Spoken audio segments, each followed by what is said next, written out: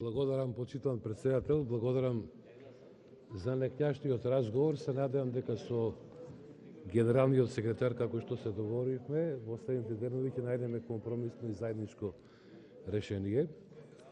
Во оваа прилика малку чудно се чувствуваме заради тоа што зборуваме за луѓе за кои што имаме многу обскурни информации и податоци, а од друга страна воопшто и не ги гледаме. Јас од понудените кандидати, од предложените кандидати, познавам само двајца. Господинот Нухију и господинот Димковски. Па затоа ќе се одлучам да зборувам за господинот Димковски. Со оглед на тоа дека ми е многу блиска материјата, односно ресорот кој што тој би требало да го пополни како заменик министер.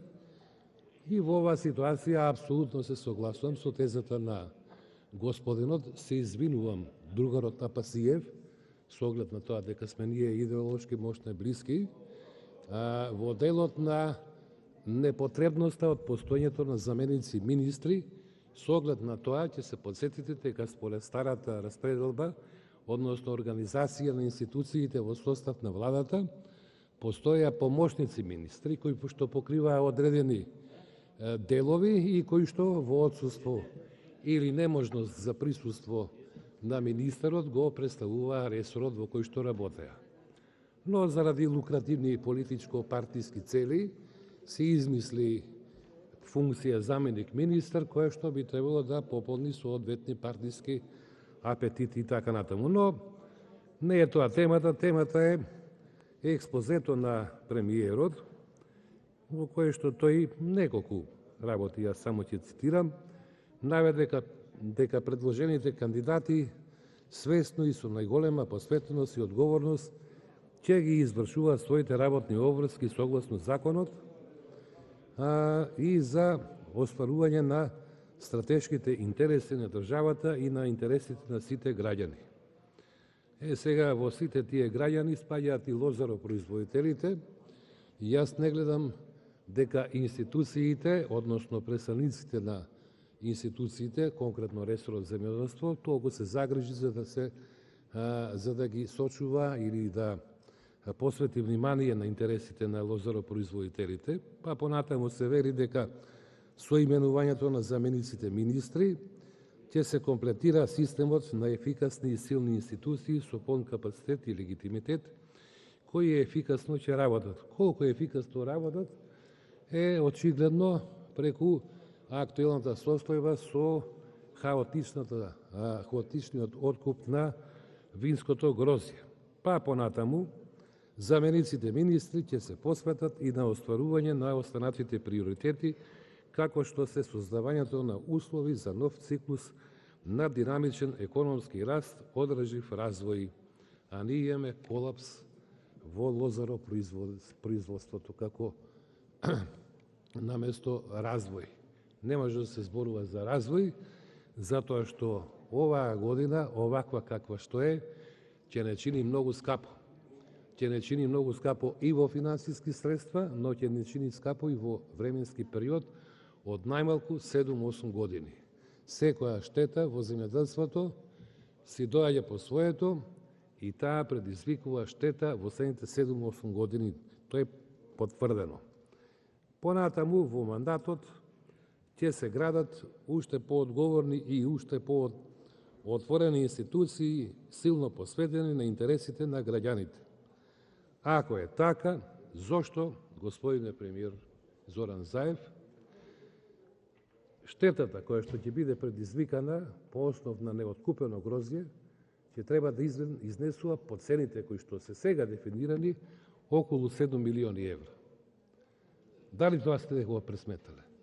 Штетата која што ќе се предизвика по основ на неоткупено и од него непреработено грозје и продадено како наливно вино, ќе изнесува 18 милиони евра.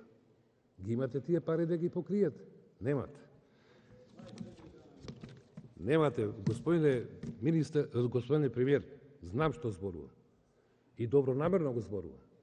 Секогаш сум бил многу конструктивен. Што се однесува до кандидатот Трајан Димковски, Тој доаѓа од извршен директор на Националната федерација на фармери, но и во тоа време бил и член на комитетот, односно Комисијата за земјоделство на Социјалдемократскиот сојуз, каде што нормално, тоа е политичка борба, конфронтација, бил критички настроен кон политиките во делот на земјоделството, кои што сме ги спроведувале ние во претходната влада. И тоа е во ред.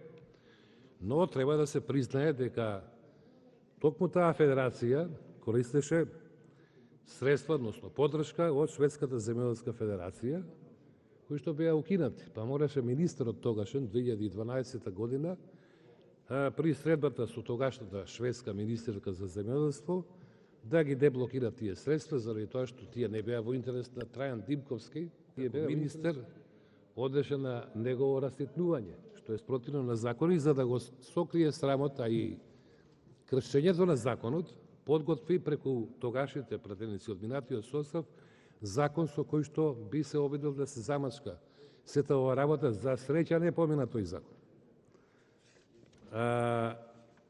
Не помина затоа што, почитувам господине премиер, ни нудите кандидат за заменик министер, а заменик министер знаеме како работи во министерството, тој го фактички го покрива министерот и најчесто присуствува на седниците на матичната комисија во собранието, а тоа во случајов е Комисијата за земјоделство, шумарство и водостопанство. Господинот Димковски ниту еднаш не удостои со свое присуство на комисијата. Ниту еднаш. А оној претходниот еднаш дојде. Димковски ниту еднаш. Значи, колку што сум јас навреден, би требало да биде председателот на собранието. Затоа што не заслужуваме таков однос. Сега со тој човек ќе треба да соработуваме. Вие, минатиот пат, кога беше изборот на владата, бевте, предпоставувам, искрени, се обидовте да понудите соработка да се воспостави, предпоставам во делот на земјоделството во случајов, но каква може да биде таа соработка? Патен да кажам, ми е непријатно, меѓутоа, како може на шеф на кабинет на министер, во времето кога беше Димковски шеф на кабинет на министерот Николовски, подолг период да биде факсимилот исчезнат. Знаете колку документи се поминати. Да се испита. И сега, еден од најголемите генератори и виновници за состојбата со грозјето е токму Трајан Димковски. Не ја барајте вината наоколу, кај него е вината. Затоа што не постапи согласно со законот. Не одржа состанок нити со лозоропроизводителите како требаше, а предупредивме своевремено, не одржа состанок со винарските визби, ја испушти можноста таму некаде на почетокот во август месец да се донесат мерките, тој беше член на таа техничка влада. Не, сега зборам за август месец, кога беше последниот рок. Меркиве што се донесени се закаснети. Бидете убедени. Значи, нити ковид мерки, нити ништо, не спасува ништо. Зошто давате, цената е 2 до 4 денари сега, да знаете. 2 до 4 денари. Се откупува грозје, тоа е она болно грозје за производство на алкохолен дестилат. Зошто не ја спуштите акцизата за дизелот, заради тоа што енергезот, значи некој што ви предлагал не ја познава технологијата на производство на дестилатот. Ме разбирате? Значи, сакам да го кажам ова. Заради вината на Трајан Димковски, вие како премиер ги трошите народните пари за да ги покриете потребите на земјоделците. Всушност тоа се пари кои што треба да ги исплатат винарските визби. Ја ви кажав и минатиот пат. Не им верувајте, ама вие им поверувавте. И сега све што плаќа државата, односно вие, со народни пари, не викам, може би не сте информирани, не знам. Да предпоставим, не може човек се да знае. Фала Богу. Но сакам да кажам, дека нудите кандидат кој што е виновен за сето ова. Веројатно ќе се изгласа, ќе соработува. Благодарам. Како ќе биде. Но сакам да ви кажам дека што се однесува до мерките кои што Благодарам, во Илчо. тело, само да го завршам ова, знам дека многу претерав, Помина имате многу минута. погрешна политика во погрешен правец. Благодарам. Премиерот реплика.